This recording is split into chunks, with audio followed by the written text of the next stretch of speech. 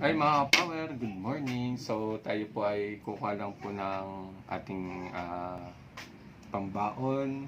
And so gugupit po tayo dito sa ating munting garden yan.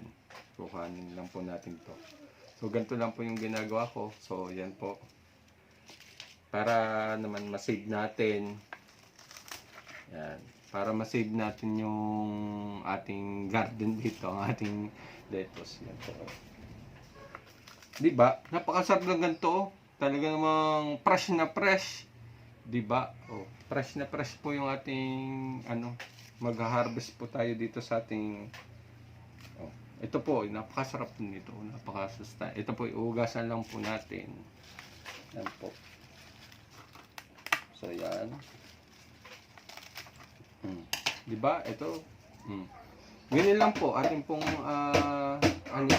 atin lang po siyang gugupitin, tapos ugasan lang po natin, then yun, pwede na natin kainin.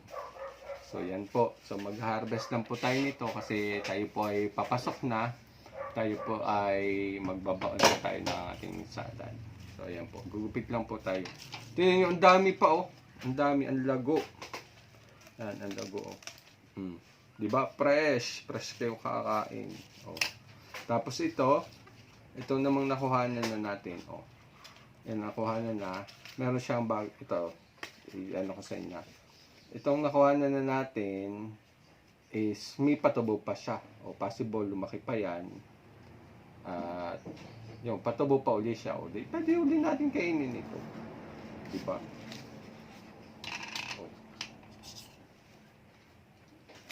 So, siguro maya-maya palitan natin ng water itong nasa niya. Pero pwedeng hindi na rin naman kasi source ng niya yun